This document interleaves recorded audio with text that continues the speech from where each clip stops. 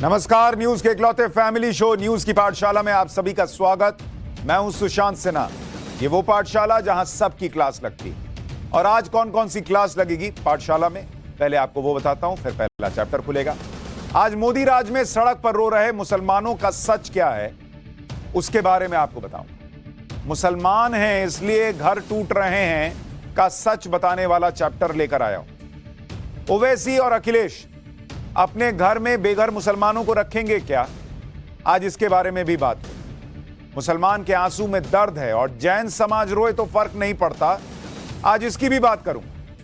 जैन समाज के 75 लाख भक्तों को अनदेखा करने वालों की क्लास लगेगी, क्योंकि इस देश में अल्पसंख्यकों के नाम पर जो पॉलिटिक्स हुई है उसमें इस देश के लिए बड़ा योगदान देने वाले जैन समाज को अनदेखा किया जाए, यह स्वीकार्य नहीं हो सकता। तो आज उनकी बात भी करूं। गोवा के होटल ले जाकर 500 करोड़ लूट लेने वालों का चैप्टर है, बहुत इंपॉर्टेंट चैप्टर है। कैसे ये लुटेरे काम करते हैं, क्या करते हैं, आज इसको डिटेल में समझिएगा, वरना आपका पैसा भी सुहा हो जाएगा। और 4 हफ्ते में, मात्र 4 हफ्ते में 2 मंजिला घर बनाकर देने वाली टेक्नोलॉजी आ गई है। 2 मंजिला बॉस, महीनों लग जाते हैं 2 मंजिल के घर बनाने में, 4 हफ्ते, महीने भर आप इधर उधर रहकर आए और 2 मंजिला इमारत बन गई। ऐसी टेक्नोलॉजी से घर बनेगा, उसके बारे में भी आपको बताऊं। लेकिन पाठशाला में सबसे पहले दिन भर का रिवीजन, फिर पहला चैप्टर। स्कूटी पर उसकी सहेली भी थी। एक्सीडेंट के बाद वो लड़की डरकर भाग गई थी। दिल्ली पुलिस ने मृतका की सहेली का बयान दर्ज कर लिया है। जांच के मुताबिक दोनों लड़कियों ने रोहिणी के सेक्टर 24 में एक होटल में कमरा बुक किया था। यहां पर दोनों लड़कियों के बीच झगड़ा भी हुआ था। दोस्त ने बताया कि हादसे के वक्त मृतक लड़की नशे में थी और स्कूटी चलाने के मुद्दे पर दोनों के बीच झगड़ा हुआ था। दोनों लड़कियों का होटल से निकलकर जाते हुए सीसीटीवी फुटेज सामने आ चुका है। बंगाल में 4 दिन पहले चली वंदे भारत ट्रेन पर रात के अंधेरे में किसी ने पथराव किया। यह ट्रेन न्यू जलपाईगुड़ी से हावड़ा जा रही थी। मालदा स्टेशन के पास किसी ने इस पर पत्थर चला दिया। पत्थर लगने से ट्रेन का कांच टूट गया। गनीमत यह रही कि किसी यात्री को चोट नहीं आई। बंगाल बीजेपी ने सवाल उठाए कि क्या यह पथराव ट्रेन के उद्घाटन के दिन लगे जय श्री राम के नारों का बदला है। इस मामले की एनआईए जांच की मांग की गई।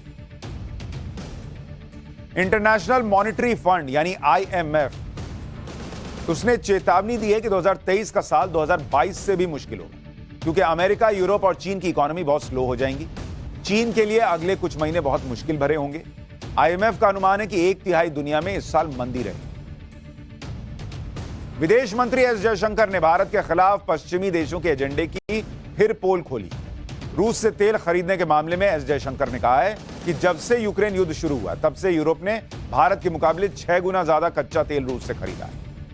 विदेश मंत्री ने कहा कि यूरोप की प्रति व्यक्ति आय 60,000 यूरो होने के बावजूद वो अपने लोगों के लिए चिंतित हैं। रूस से उतना ही तेल खरीद रहे हैं, घटाया नहीं, अपनी सुविधा से काम कर रहे हैं। और भारत की तो प्रति व्यक्ति आय $2,000 है। भारत फिर महंगा तेल क्यों खरीदे भाई? जहां से जनता को राहत देने के लिए सस्ता तेल मिलेगा वहां से हम खरीदेंगे। आर्थिक संकट से जूझ रहे पाकिस्तान में सरकार ने बिजली बचाओ प्लान को मंजूरी दे दी है। पाकिस्तान में अब सभी बाजार रात 8:30 बजे से पहले बंद हो जाएंगे और वेडिंग हॉल रात 10 बजे के बाद नहीं चलेंगे। पाकिस्तान सरकार का दावा है कि इससे 6,000 करोड़ पाकिस्तानी रुपए बचेंगे। पाकिस्तान ने जुलाई तक बिजली से चलने वाले पंखों का उत्पादन भी रोक दिया है। ईरान में कार के अंदर बैठी महिलाओं को भी हिजाब पहनने का नियम फिर से आ गया है। कार के अंदर भी हिजाब पहनने की नई चेतावनी ईरान की पुलिस ने जारी की। ईरान में ड्रेस कोड पर नजर रखने के लिए 2020 में एक सर्विलांस सिस्टम आया था, जिसमें कार ओनर को ड्रेस कोड का उल्लंघन करने पर एसएमएस का अलर्ट आता था, जिसे न मानने पर कानूनी कार्रवाई होती। अब इसी सिस्टम के नए स्टेज की शुरुआत हो गई। भारत में सालाना करीब 2000 रोड एक्सीडेंट सिर्फ इस वजह से होते हैं कि ड्राइविंग करते हुए लोग मोबाइल फोन पर बात करते हैं। परिवहन मंत्रालय की रिपोर्ट के मुताबिक पिछले साल मोबाइल फोन पर बात करते करते सड़क हादसे में 1040 लोगों की जान चली गई। इसके अलावा 3,500 से ज्यादा सड़क हादसे सिर्फ सड़क के गड्ढों की वजह से हुए, जिसमें 1,481 लोगों की जान गई। सुप्रीम कोर्ट ने कहा है कि cinema hall owner cinema hall के अंदर लोगों को खाने पीने का सामान बाहर ले जाने पर रोक लगा सकते हैं। यह एंट्री का उनका अपना अधिकार है, लेकिन सभी सिनेमा हॉल्स को थिएटर में लोगों को के लिए फ्री में पीने का स्वच्छ पानी का इंतजाम करना होगा। सुप्रीम कोर्ट ने कहा कि अगर परिवार के साथ कोई बच्चा है तो उस बच्चे के खाने पीने का उचित सामान भी थिएटर के अंदर ले जाने से रोका नहीं जा सकता। तो ये हो गया दिन भर का रिवीजन। अब पाठशाला की पहली क्लास, इसमें उन बातों का सच बताने वाला चैप्टर जिसमें ये कहा जा रहा है कि मुसलमान हैं इसलिए उनके घर तोड़े जा रहे हैं। मोदी राज में सड़क पर रो रहे मुसलमानों का सच क्या है आपको बताऊंगा। सबसे पहले इसी का चैप्टर।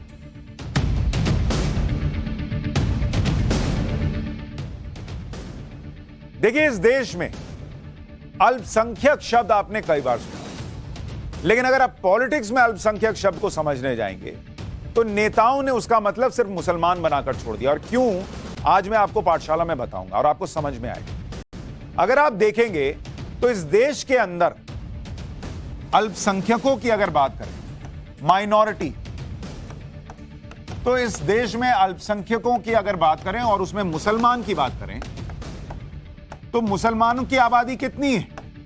इस देश के अंदर करीब 20 करोड़ मुसलमान, 20 करोड़ मुसलमान। और इसी देश के अंदर एक दूसरी अल्पसंख्यक बिरादरी है, वो है जैन समाज। इनकी आबादी कितनी है आपको पता है? इनकी आबादी है मात्र 70 से 75 लाख। तो इस देश के अंदर जो 20 करोड़ हैं उनको अल्पसंख्यक मान के लिए उनके लिए छाती पीटने वाले तो नेताओं की फौज है, लेकिन जो 70 से 75 लाख हैं उस जैन समाज के लिए आंसू बहाने वाला कोई नहीं। और ये क्यों कह रहा हूं अभी आपको डिटेल में बताऊं। इन मुसलमानों का पॉलिटिकल इस्तेमाल करने वालों की तो फौज खड़ी है, लेकिन जैनियों के लिए बात करने वाला भी कोई नहीं। ये क्यों कह रहा हूं अभी आपको विस्तार से बताऊं। और कायदे से अगर आप ये देखिए आंकड़ा 20 करोड़ का, तो मुसलमान तो अल्पसंख्यक की कैटेगरी के बजाय कई लोग कहते हैं कि इनको सेकंड लार्जेस्ट बहुसंख्यक कहना चाहिए। अल्पसंख्यक अब ज्यादा रहे नहीं, खैर वो दूसरा मुद्दा है। अगर मुसलमानों के मुकाबले जैन समुदाय को देखें तो वो अल्पसंख्यकों में भी अल्पसंख्यक है। जिस तरह का नैरेटिव भारत में बैठे कुछ लोग और कुछ नेता पूरे मुस्लिम समाज के ठेकेदार बनकर चलाते हैं और इस नैरेटिव के जरिए दुनिया भर में भारत और प्रधानमंत्री नरेंद्र मोदी के खिलाफ दुष्प्रचार किया जाता है। उन्हें आज दो तस्वीरें दिखाता। एक तस्वीर जैन समुदाय के विरोध प्रदर्शन की है, जिसे आपने देखा भी होगा कि वो अपने सबसे बड़े तीर्थ स्थल को बचाने के लिए सड़कों पर उतरे हुए हैं। वैसे तो जैन समुदाय शायद ही कभी सड़क पर उतरा, आपने शायद ही कभी देखा हो कि जैन समुदाय विरोध कर रहा, लेकिन पहली बार ऐसा हो रहा है कि उन्हें अपने हक के लिए इस तरह से सड़क पर उतरना पड़ रहा है। दूसरी तरफ उत्तराखंड के हल्द्वानी की तस्वीर है, जहां इसलिए विरोध प्रदर्शन और धरना हो रहा है क्योंकि अवैध अतिक्रमण को खाली नहीं कराना है, नहीं करना है। वो तो अतिक्रमण हटाने की बात हो रही है, लेकिन कहा जा रहा है नहीं करना है हमको। नोटिस के बावजूद अवैध अतिक्रमण को हटाने नहीं दिया जा रहा। हल्द्वानी का मामला ज्यादातर मुस्लिम अल्पसंख्यक परिवारों से जुड़ा है, तो वोट बैंक की राजनीति करने वाली पार्टियां और नेता भी इसमें कूद गए। मैंने कहा ना, उनके लिए आंसू बहाने वाले तो हजार खड़े हैं। जैन समाज के 70 से 75 लाख भक्तों के बारे में आपको आगे बताऊं कि वो किस बात की लड़ाई लड़ रहे हैं, लेकिन पहले आपको हल्द्वानी के बारे में बताता हूं, क्योंकि वहां वही नैरेटिव है कि मोदी राज में मुसलमान खतरे में है और मुसलमान है इसलिए टारगेट किया जा रहा है। पूरी कहानी यह है कि हल्द्वानी में एक इलाका है वन भूलपुरा, यहां से जो रेलवे लाइन जाती है ना, उसके आसपास 78 एकड़ की जमीन पर करीब 4300 अवैध निर्माण, और इस अवैध निर्माण को 7 दिन के अंदर हटाने के लिए उत्तराखंड हाईकोर्ट ने ऑर्डर दिया। सरकार ने नहीं दिया, उत्तराखंड हाईकोर्ट ने ऑर्डर दिया, जिसके बाद इन अवैध निर्माण में रहने वालों को जमीन खाली करने का नोटिस दिया। लेकिन अवैध निर्माण के जरिए रेलवे की जमीन पर अतिक्रमण करके बस जाने वाले अब हटने को तैयार नहीं। अतिक्रमण हटाने का विरोध हो रहा है और विरोध में ये लोग सड़क पर बैठ गए हैं, प्रदर्शन कर रहे हैं। प्रदर्शन में महिलाओं और बच्चों को आगे कर दिया गया है। नैरेटिव वही ले आया गया है कि ये मुसलमान यहां ज्यादा रहते हैं इसलिए मुसलमानों को टारगेट किया जा रहा है, घर तोड़ा जा रहा है। प्रदर्शन वाली जगह तक मीडिया को भी जाने नहीं दिया जा रहा। ये सुनकर कुछ कुछ आपको शाहीन बाग जैसा याद आने लगे। फर्क बस इतना है कि शाहीन बाग में सीए के खिलाफ प्रदर्शन हो रहा था, यहां अतिक्रमण जो है वो हम करेंगे भी और रहेंगे भी का भी हिसाब है। लेकिन वहां भी सड़क घेर कर प्रदर्शन में मुस्लिम महिलाओं को आगे कर दिया गया था, यहां भी कर दिया गया। 100 दिन से ज्यादा तक लोगों ने सड़क को घेर कर प्रदर्शन किया था। तब भी प्रदर्शनकारियों के पास सिर्फ वही मीडिया के लोग ज्यादातर जा पाते थे जो सिर्फ उनके हिसाब से सवाल पूछते थे या फिर प्रदर्शनकारियों के पक्ष में खबर दिखाते थे। जो मीडिया वाले जनता को हो रही दिक्कत के बारे में सवाल पूछ लेते थे, जो मीडिया वाले ये पूछ लेते थे कि सीए से मुसलमान का तो कोई लेना नहीं देना नहीं, एनआरसी आई नहीं, उनको शाहीन बाग में जाने नहीं देते थे। उन्हें प्रदर्शन वाली जगह से हटा दिया जाता था। करीब करीब यही सब हल्द्वानी में भी चल रहा है।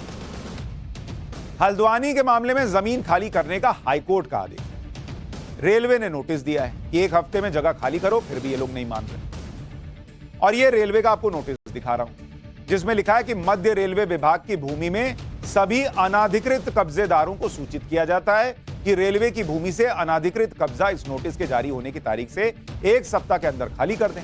अगर ऐसा नहीं किया गया तो हाईकोर्ट के आदेश का पालन करते हुए अवैध निर्माण को ध्वस्त करके अतिक्रमण खाली करवा लिया जाएगा और इस पर आने वाले खर्च को भी अनाधिकृत कब्जेदारों से ही वसूला जाएगा। अब सीधा सा सवाल यह है, नैरेटिव तो आ गया कि भाई मोदी राज है, मुसलमान है, इसलिए हमको हमारा घर तोड़ दिया जा रहा है। लेकिन कोई पूछे कि अब क्या कोर्ट के आदेश को भी नहीं माना जाएगा क्या? रेलवे के नोटिस की कोई वैल्यू नहीं है क्या? और क्या इस वजह से जमीन पर अवैध कब्जे को सही मान लिया जाएगा कि यहां पर ये लोग बरसों से रह रहे हैं, बरसों से रह रहे हैं, तो जमीन आपकी हो जाएगी। जमीन खरीदने की कोई जरूरत नहीं, उसके कागजात होने की कोई जरूरत नहीं। भाई वो महिलाएं, बच्चे जो ठंड में सड़क पर हैं, हमको भी दर्द हो रहा है, लेकिन ये देश कानून से चलेगा ना। इस तरह से अगर लोग सड़क पर बैठने लग जाएं अवैध कब्जा कर करके, तो फिर तो कोई भी किसी के घर पे अवैध कब्जा कर ले, फिर जाके बोले मैं नहीं खाली करूंगा, मेरे पास रहने की जगह नहीं है, तो क्या करेंगे फिर आप? हल्द्वानी में रेलवे की जमीन का कुछ इतिहास है, आपको बता देता हूं।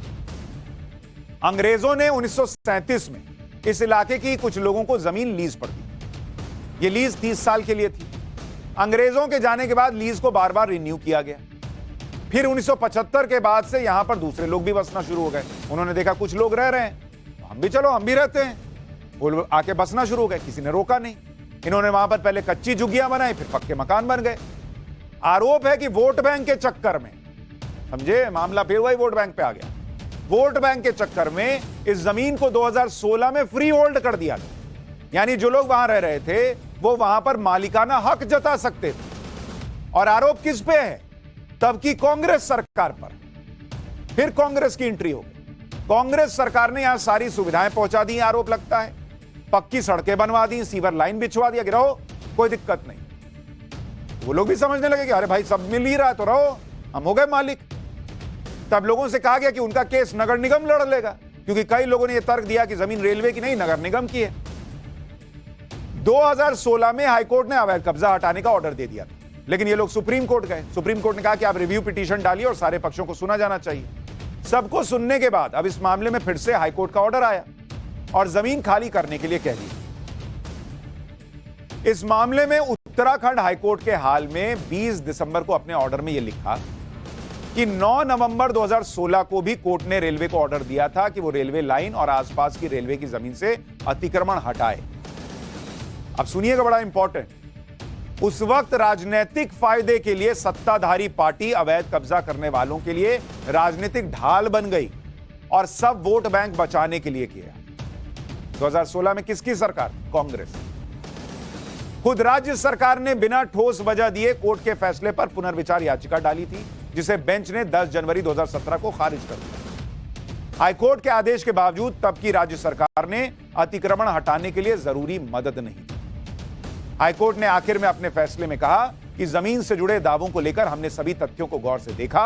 हम इस निष्कर्ष पर पहुंचे कि जमीन पर कब्जा करने वालों के पास यहां रहने का कोई कानूनी अधिकार नहीं।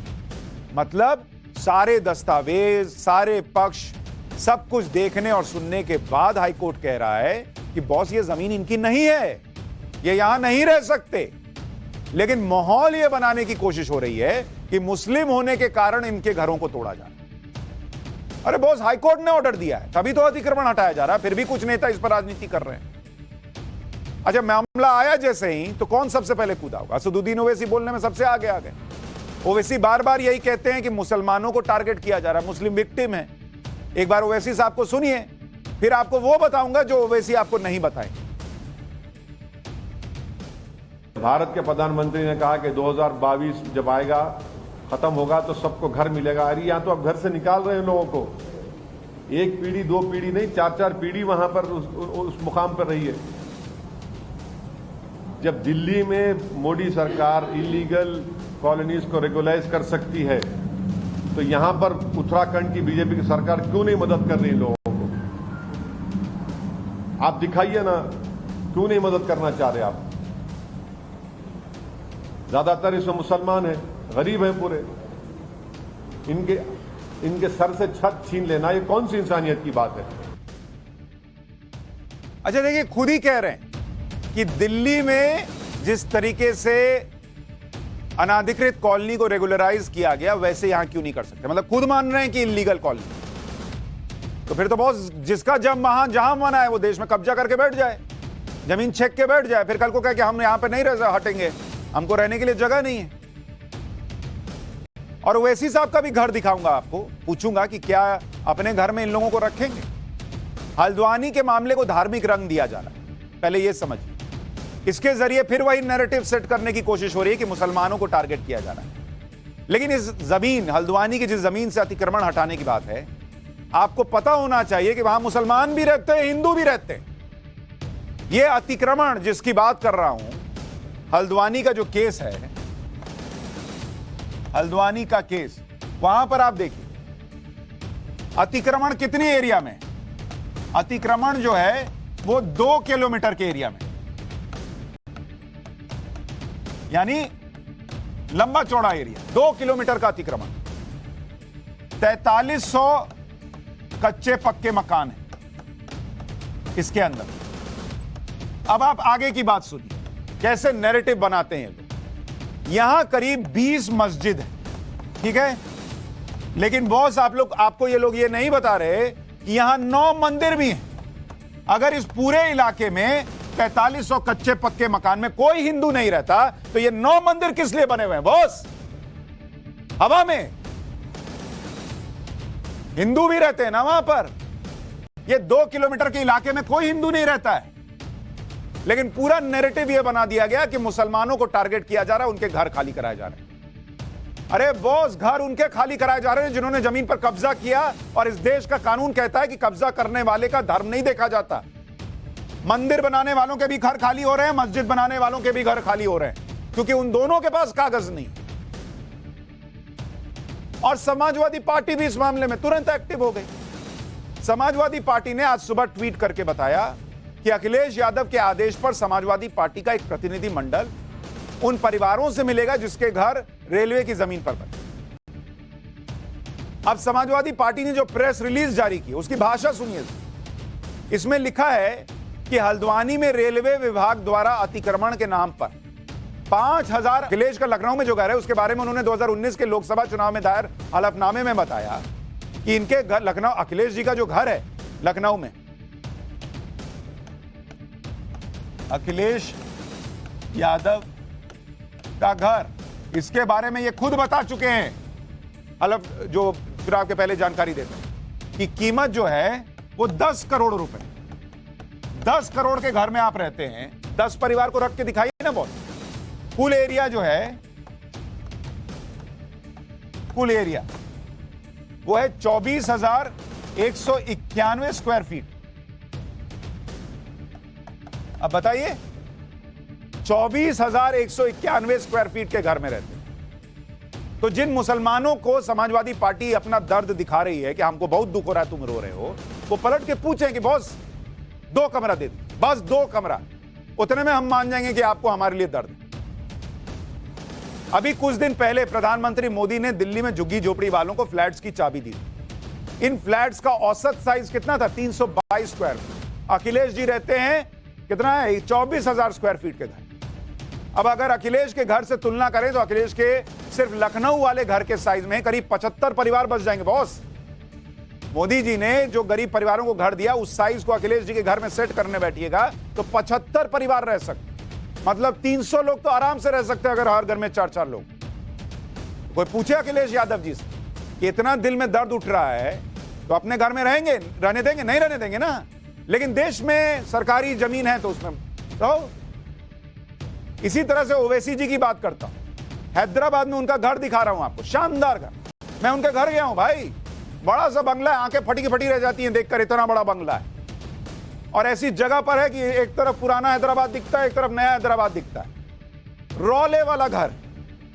अगर ओवैसी साहब चाहें तो हल्द्वानी के कुछ लोगों को अपने घर में आसानी से जगह दे सकते। उन्होंने 2019 के लोकसभा चुनाव में जो हलफनामा दिया हैदराबाद में उनके बंगले की कीमत 15 करोड़ है और उनके घर का साइज है 1,30,680 स्क्वायर फीट।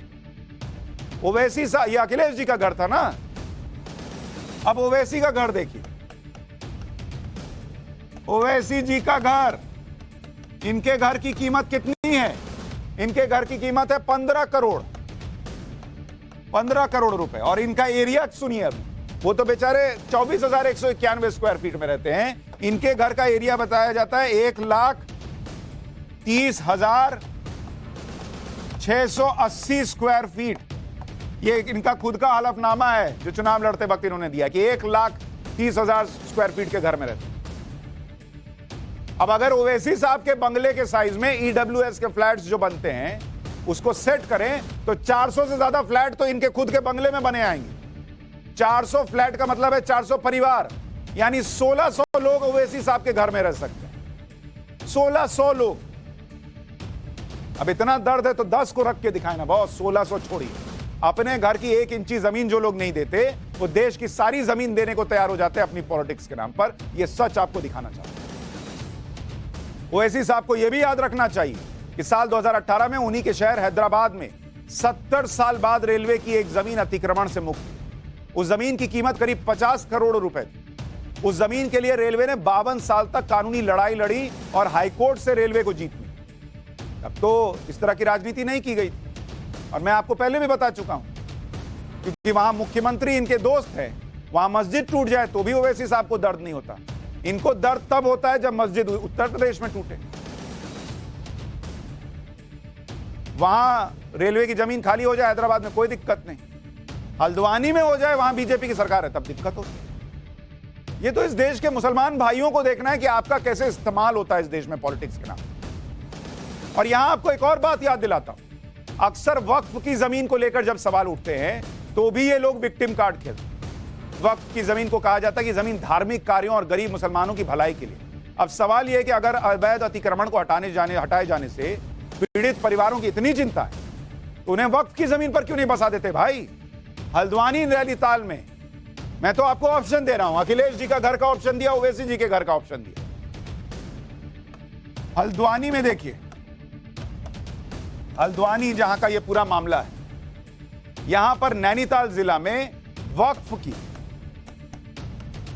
जो रजिस्टर्ड संपत्ति है वो 451 संपत्ति है वक्फ, इसी हल्द्वानी के अंदर वक्फ की संपत्ति।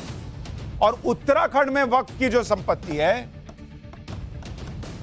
उत्तराखंड में वक्फ की संपत्ति वो कितनी है पता है? 5,303 संपत्ति। ये अक्टूबर 2020 तक का आंकड़ा आपको बता रहा हूं, अक्टूबर 2020। तो अब जो लोग दिल में दर्द लिए घूम रहे हैं कि ओह इस देश में मुसलमानों पर अत्याचार हो रहा है अतिक्रमण हटाने के नाम पर, तो कोई पूछे कि अगर वक्फ की इतनी संपत्ति हल्द्वानी में है, इतनी संपत्ति उत्तराखंड में है, तो कहीं बसा दें इन गरीबों को। इतने गरीबों की चिंता है। रेलवे और सेना के बाद देश में सबसे ज्यादा संपत्ति वक्फ के पास है बॉस, लेकिन अपनी संपत्ति में से 1 इंची इन लोगों के दिल से नहीं निकलता, लेकिन दिखाने के लिए दिल में बहुत प्यार है। ये सब देखिए बॉस, समझिए, इस देश में इस्तेमाल होना लोगों का तभी बंद होगा जब आपकी आंखें खुलेंगी। गलत किया है तो क्यों करे, हिंदू करे, मुसलमान करे, सिख करे, ईसाई करे, उसकी जमीन तो जाएगी भाई। देश में रेलवे की जमीन पर अतिक्रमण का यह नया मामला नहीं है। अगर अतिक्रमण को धर्म के नाम पर नहीं हटाया जाएगा तो फिर यह हर जगह होने लगेगा। रेलवे की जमीन पर कुल अतिक्रमण कितना है आपको पता है? रेलवे की जमीन, और इस पे जो 2021 का आंकड़ा है अतिक्रमण, कुल अतिक्रमण रेलवे की जमीन पर, वो कितना है? वो 2037 एकड़ की जमीन पर कब्जा हुआ है। इतनी जमीन। अब बताइए, किसी का धर्म देखिए, किसी की गरीबी देखिए, किसी की 4 पीढ़ियां रह रही है देखिए, किसी का दुकान बन गया ये देखिए, तो फिर छोड़ दीजिए, बोलिए कि हमने भी दान दे दिया। बॉस, देश में कानून चलेगा कि नहीं चलेगा? अवैध कब्जा हटाने को लेकर खुद सुप्रीम कोर्ट कह चुका है भाई कि इस पर कोई नरमी नहीं बरतनी चाहिए। ये कोई नरेंद्र मोदी सरकार नहीं कर रही है। दिसंबर 2021 में सुप्रीम कोर्ट ने रेलवे की जमीन पर अवैध कब्जे से जुड़े एक केस में रेलवे को यह आदेश दिया कि वो जल्द से जल्द कब्जा करने वालों को जमीन खाली करने का नोटिस दे। सुप्रीम कोर्ट ने कहा कि 75 सालों से पब्लिक जमीन पर अतिक्रमण इस देश की दुखद सच्चाई है। पब्लिक जमीन पर अतिक्रमण रोकने के पहली जिम्मेदारी स्थानीय प्रशासन की होती। वक्त आ गया है कि स्थानीय प्रशासन को इस तरह के हालात में जग जाना चाहिए। कुछ लोग कब्जा करते हैं, उन्हें हटाया जाए तो कोई और कब्जा कर लेता है। आखिरकार टैक्स पेयर्स की कमाई जो है वो बर्बाद होती है। पिछले साल ऐसे ही एक मामले में इलाहाबाद हाईकोर्ट ने आदेश दिया कि रेलवे जल्द से जल्द अतिक्रमण करने वालों को नोटिस जारी करे, उनसे रेलवे की जमीन 3 हफ्ते में खाली करने को कहा।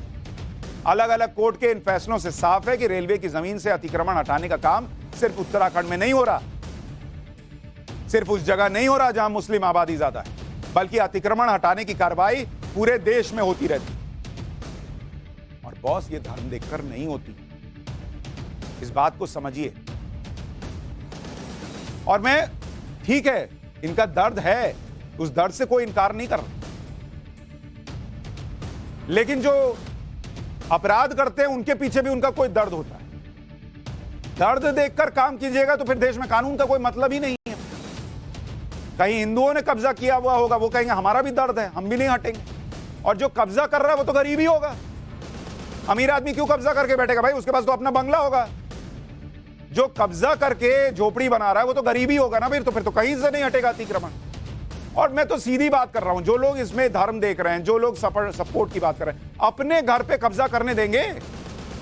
अपने घर में उनके अहाते में कोई घर बना ले, एक बिस्तर बिछा ले, लात मार के भगा देंगे। और दूसरे से कह रहे हैं कि भाई आप रहने दो देश के अंदर जिसको।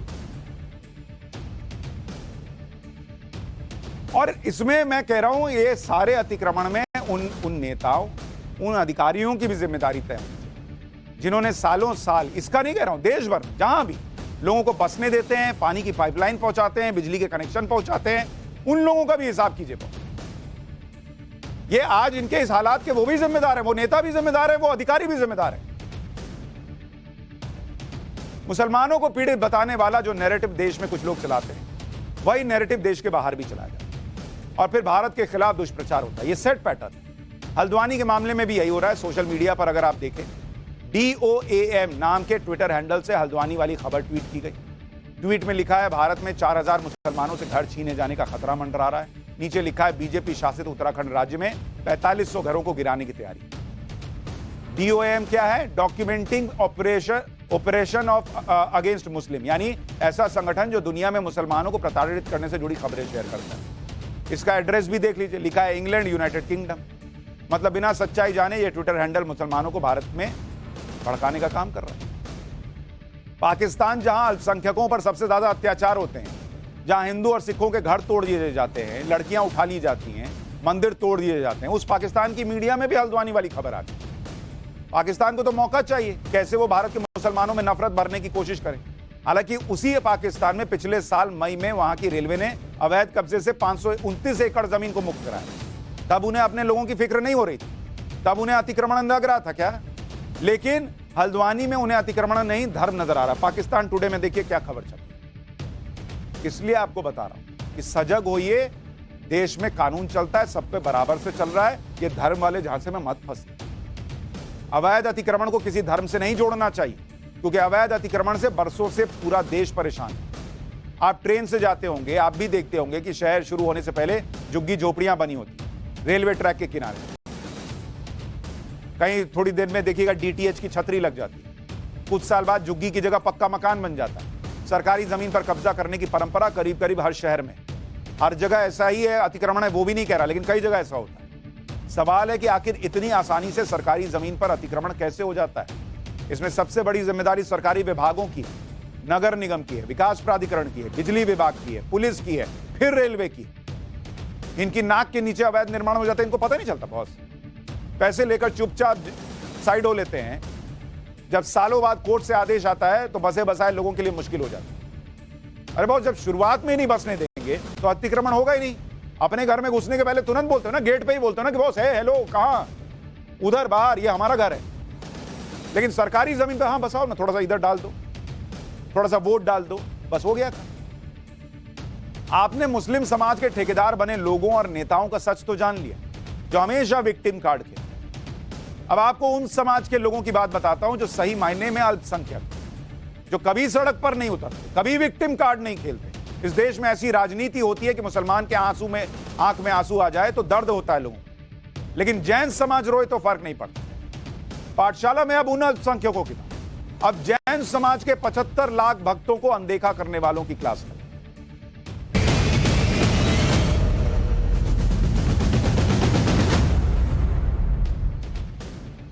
पिछले कई दिनों से देश भर में जैन समाज के लोग विरोध प्रदर्शन कर रहे हैं और इन लोगों की मांग है कि झारखंड में स्थित जैनियों के सबसे बड़े तीर्थ क्षेत्र को पर्यटन स्थल घोषित करने के झारखंड सरकार के फैसले को वापस ले लिया।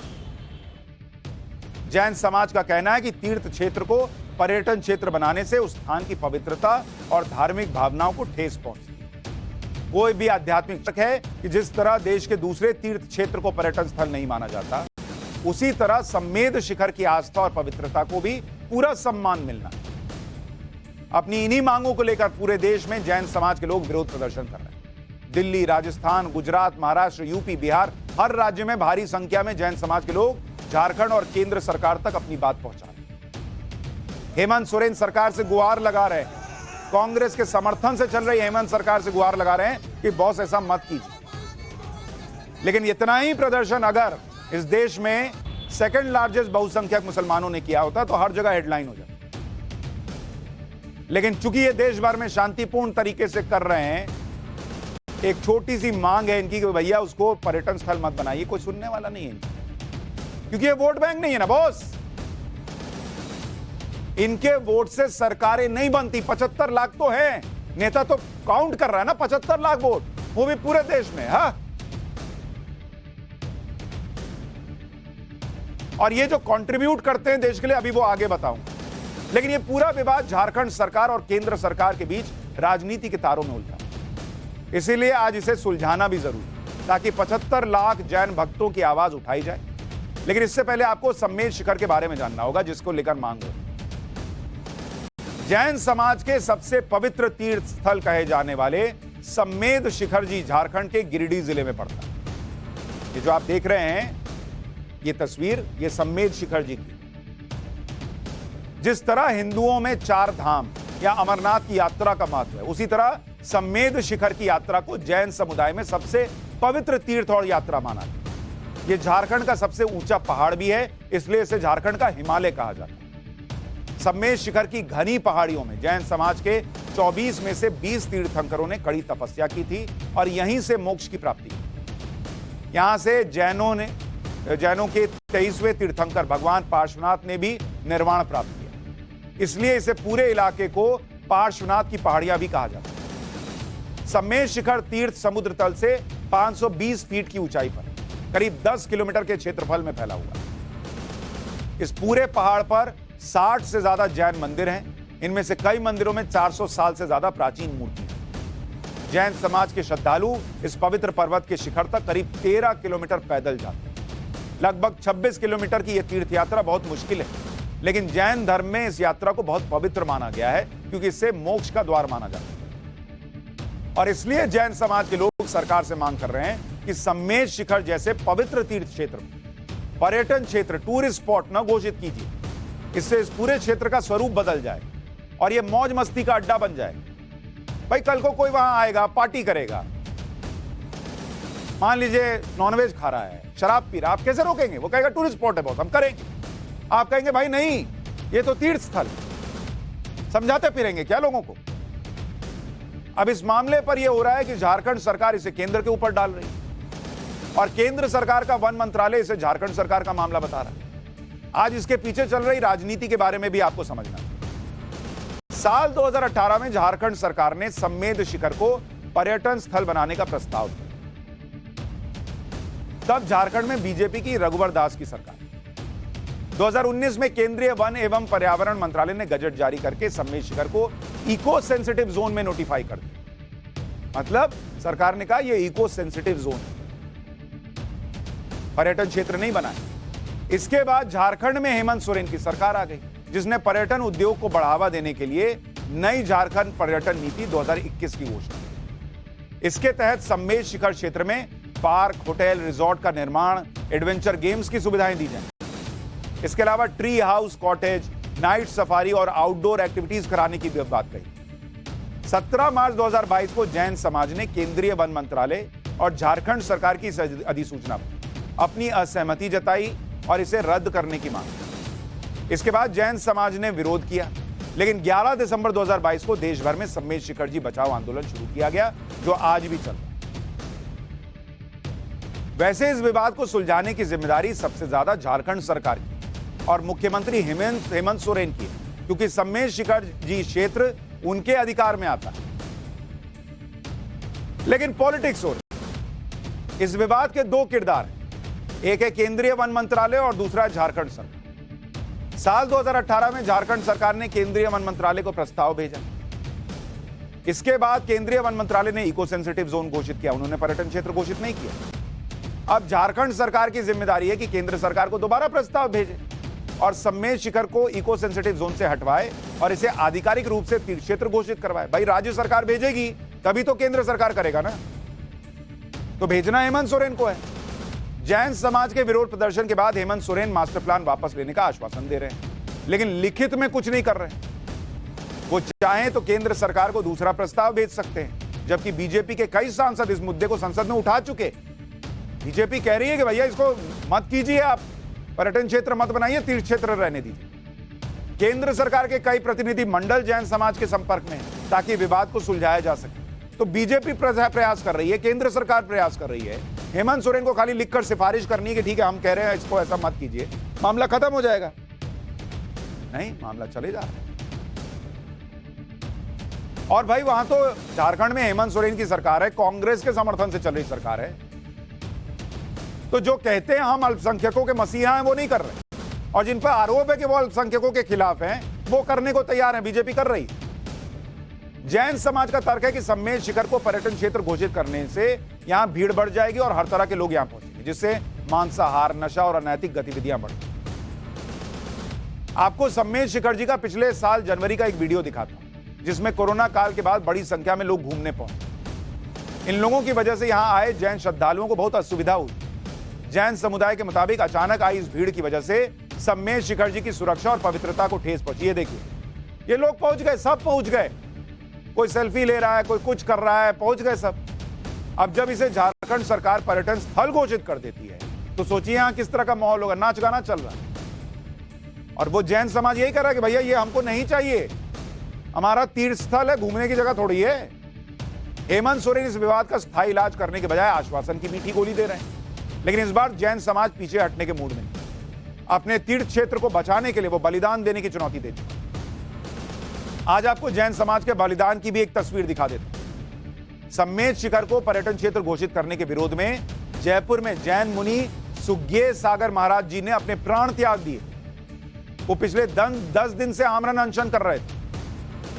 जिन लोगों को हल्द्वानी में अवैध कब्जे करके बैठे लोगों का दर्द दिख गया, उनको एक जैन मुनि ने अपना शरीर त्याग दिया। ये नहीं दिखा 10 दिन। ये इस देश में अल्पसंख्यक का फर्क है। देखिए, उन्होंने शरीर त्याग दिया बोलकर कि मैं इस मामले के लिए ये सब कर रहा हूं, लेकिन किसी को फर्क नहीं पड़ रहा इस देश के अंदर। हेमंत सोरेन जी कहां हैं आप? सोचिए, आप इस संत ने अपने प्राण त्याग दिए। जैन समाज के लिए कितना महत्व है इस क्षेत्र का, आप सोचिए। जैन धर्म का मूलभूत सिद्धांत है अहिंसा परमो धर्म। इसका मतलब है अहिंसा मनुष्य का परम धर्म।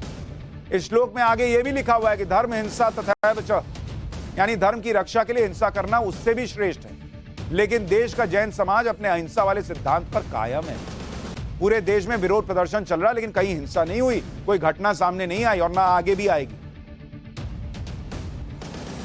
इन्होंने कोई बस नहीं जलाई, किसी ट्रेन में आग नहीं लगाई, किसी दुकान बाजार में तोड़फोड़ नहीं की, कहीं सड़क छेक कर नहीं बैठ गए। अल्पसंख्यक समुदाय होने के बावजूद कभी कोई विशेष दर्जा देने की मांग नहीं की। लेकिन आज उनके सबसे बड़े धर्म क्षेत्र पर खतरा है, तो अहिंसा के रास्ते पर चलते हुए इसका विरोध प्रदर्शन कर रहे हैं। कम से कम उसको तो देखिए, उसको तो सुनिए। मैं झारखंड की हेमंत सोरेन सरकार से अपील करता हूं कि इस विवाद का हल निकालिए और जैन समुदाय और लाखों जैन भक्तों की आस्था का सम्मान करिए। भाई, ये वो लोग हैं जो कभी सड़क पर नहीं आते, चुपचाप अपना काम करते हैं, देश के आगे बढ़ने में सहयोग देते हैं, कभी इस बात का रोना नहीं रोकते कि अरे हम अल्पसंख्यक है, देखो हमारे साथ क्या हो रहा है, कभी नहीं। आज कुछ मांग रहे हैं तो दे दीजिए, और गैर वाजिब नहीं मांग रहे, ईमानदारी से मांग रहे हैं, सच्चाई से मांग रहे हैं, और बिना हिंसा के, बिना विरोध प्रदर्शन में कोई उग्र रूप लिए का मांग रहे हैं। इसलिए हेमंत सोरेन सरकार को इसको सुनना चाहिए। आज हमने पाठशाला में यह मुद्दा उठाया है, अगर हेमंत सोरेन सरकार नहीं सुनेगी तो फिर उठाए, कोई उठाए ना उठाए, हम पाठशाला में उठाए। पाठशाला में अब गोवा के होटल ले जाकर 500 करोड़ लूट लेने वालों का चार्ज।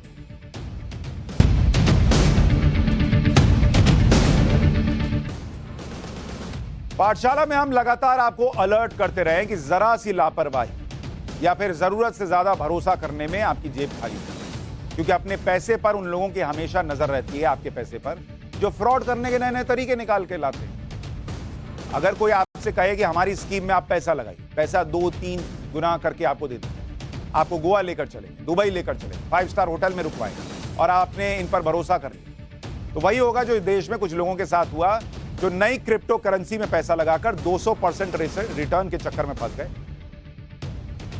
और कितना पैसा गवाया पता है? 500 करोड़ का। 500 करोड़। एक तो ये लोग जो लालच देते हैं कि पैसा लगवा देंगे, पैसा कमा देंगे, मुझे ये नहीं समझ आता कि आप उनसे क्यों नहीं बोलते, तुम लोन लेके तुम ही लगाओ ना भैया पैसा, तुम बना लो पैसा, हमको नहीं चाहिए, पहले बनाओ फिर मुझे दिखाओ, फिर उसके बाद बात करो।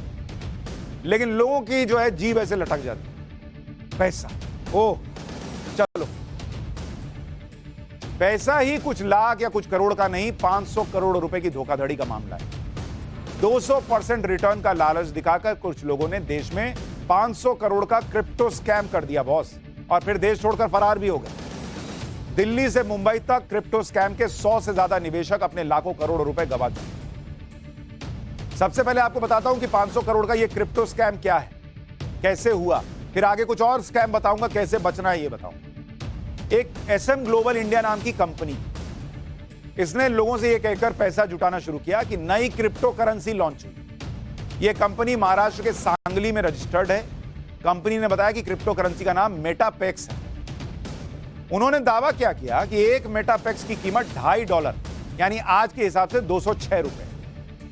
आरोपियों ने निवेशकों को समझाया कि अगले कुछ महीने में यह क्रिप्टो एकदम रॉकेट बन जाएगा, एकदम तेजी से ऊपर भागेगा, और एक साल में 200% तक का मुनाफा देगा। एक साल क्रिप्टो का नाम और 200% का मुनाफा सोचकर ही लोगों के मन में लड्डू फूटने लगा।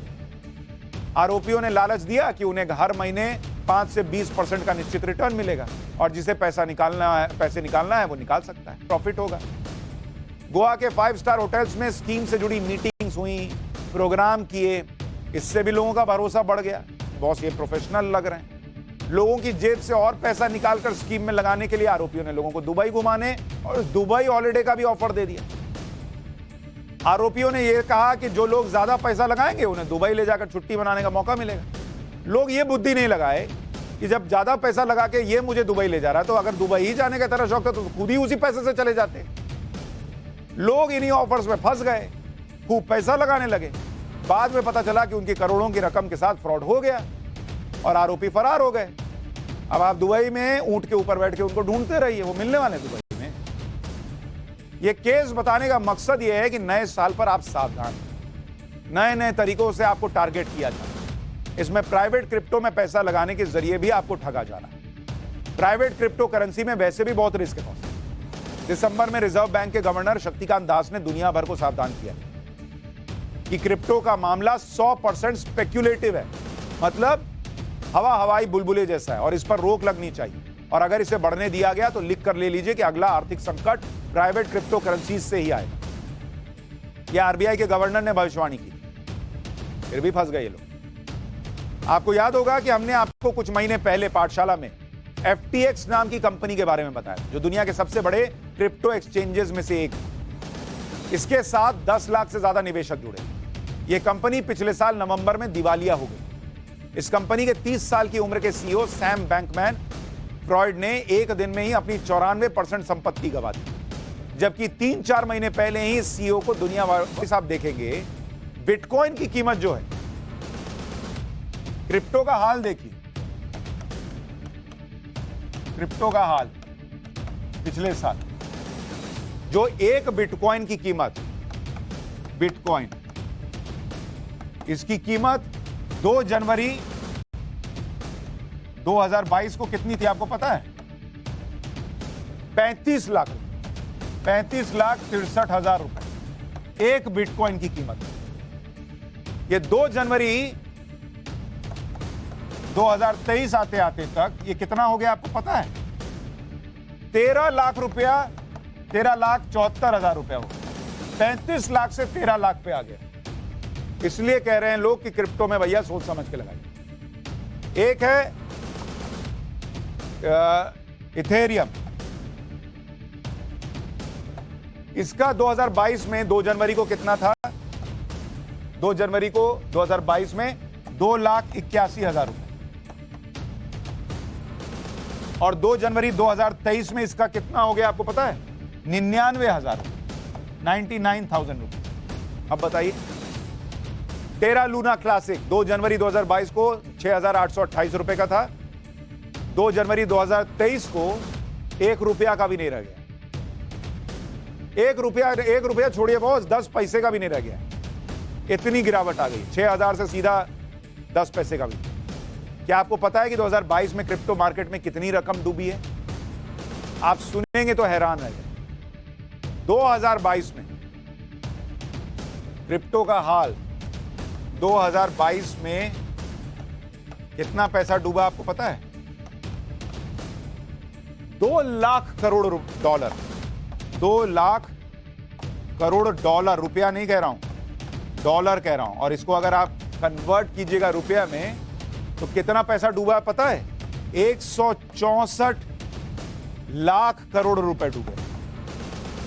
164 लाख करोड़ रुपए एक साल में डूबे हैं क्रिप्टो मार्केट। और लोगों को गोवा में जाके और बीच के किनारे बैठ के समझना है कि क्रिप्टो से कैसे पैसा है। ये सब इसलिए बता रहा हूं कि भाई ठीक है, आपकी समझ है, आपने पूरी रिसर्च कर ली, लगाइए पैसा, हम क्यों रोकें। लेकिन ये सब आपको बताता हूं कि थोड़ा सोच समझ के काम। जैसे क्रिप्टो स्कैम में लोगों को 5 स्टार होटल में वीआईपी ट्रीटमेंट देकर लूटा, वैसे ही नोएडा में भी कुछ लोगों को एमबीबीएस में एडमिशन दिलाने के नाम पर ठग लिया। गैंग ने लोगों को ठगने के लिए पॉश इलाके में एक बड़ा सा ऑफिस खोला। ये जो बिल्डिंग आपको दिखा रहा हूं, बिल्डिंग की फोटो डालिए जरा। बिल्डिंग की फोटो अभी आएगी, ये बिल्डिंग की फोटो। यही ऑफिस था नोएडा के सेक्टर 63। इसी बिल्डिंग के 2 फ्लोर उन लोगों ने किराए पर ले रखे और काम ऐसे करते थे जैसे कोई प्रोफेशनल कंपनी करती। इनके दफ्तर का किराया सुनिएगा तो हैरान रह जाएगा। 2 लाख रुपए महीना तो दफ्तर का किराया दे रहे हैं। सोचिए लोगों को ठगने के लिए कितना इन्वेस्ट करना पड़ा हो। लेकिन दिमाग लगाए कि इन्वेस्ट करेंगे, माहौल बनाएंगे, तब तो आएगा ना आदमी। 2 फ्लोर के ऑफिस में 100 के करीब स्टाफ। कंपनी में सीईओ था, मैनेजर था, एचआर था, अकाउंटेंट था। उन लोगों ने बाकायदा कॉल सेंटर बना रखा था। अब उस कंपनी का नाम भी जान लीजिए। कंपनी का नाम था करियर जंक्शन। इस कंपनी की एक ऑफिस लखनऊ में भी बताई जाती। 2 जगह ऑफिस, और शानदार ऑफिस इन्होंने क्यों बना रखा था? क्यों इतने लोगों को भर्ती कर रखा था? इसलिए ताकि लोगों को ठग, और फिर ठग के गायब।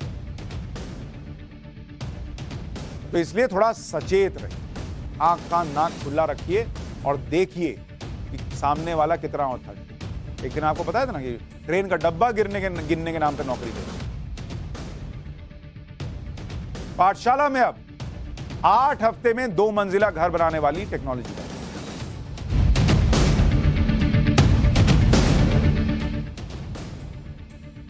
जमीन लेकर उस पर घर बनाना आसान काम नहीं, बहुत मेहनत लगती है, बहुत पैसा लगता है। नया घर बनाने में महीनों लग जाते हैं। लेकिन अगर कोई ऐसी टेक्नोलॉजी आ जाए जो आपके घर को फटाफट बना दे तो कैसा लगेगा? आप कहेंगे अरे वाह, कमाल की चीज है भाई। अब कोई कहे महीने 2 महीने में घर बन जाएगा, तो इससे अच्छा क्या हो सकता है? वो भी 2 मंजिला इमारत। आज इसी टेक्नोलॉजी के बारे में आपको बताऊंगा जो आपके घर को 8 हफ्ते में ही बनाकर तैयार कर देगी। कुछ तो और कम का दावा कर रहे हैं, और वो भी 2 मंजिल का घर बना देगी बॉस। ये टेक्नोलॉजी आपके सभी तनाव खत्म कर देगी। क्योंकि हमारे देश में एक मकान बनाने में, नक्शा बनवाने में से लेकर गृह प्रवेश तक सैकड़ों परेशानियों का सामना करना पड़ता है। बिल्डिंग मटेरियल से लेकर बिल्डर तक और ठेकेदार से लेकर लेबर, हर कदम पर तनाव और सिरदर्द। लेकिन अब इस सभी झंझट से मुक्ति मिलने वाली है, क्योंकि अहमदाबाद में इंडियन आर्मी की इंजीनियरिंग यूनिट ने 3D तकनीक से ऐसा मकान तैयार कर लिया है जो मजबूत भी है, किफायती भी। आसान भाषा में कहूं तो इस मकान को इंसान ने कम और मशीन ने ज्यादा बनाया। आज पूरे देश में इस मकान की चर्चा है। भारतीय सेना ने अहमदाबाद में अपनी पहली 3D प्रिंटेड हाउस यूनिट का उद्घाटन किया। इस मकान को मिलिट्री इंजीनियरिंग सर्विसेज और एक कंस्ट्रक्शन कंपनी ने मिलकर 3D रैपिड कंस्ट्रक्शन टेक्नोलॉजी से तैयार किया।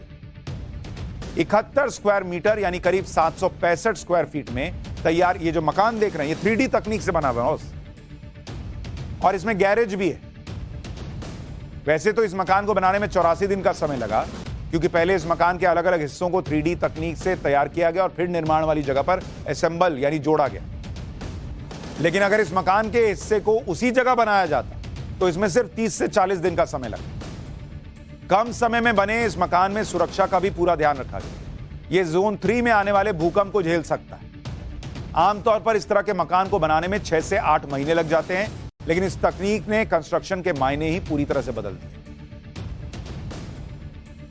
अब एक और मकान आपको दिखाता हूं, इसे भी 3D तकनीक से बनाया गया है।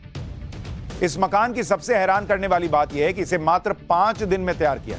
5 दिन में घर बन गया बॉस, और कीमत सुनेंगे तो हैरान रह जाएंगे।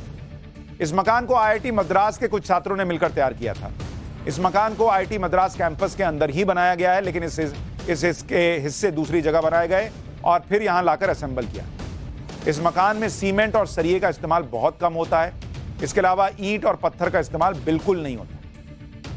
देख रहे, सब कुछ मशीन से हो रहा है।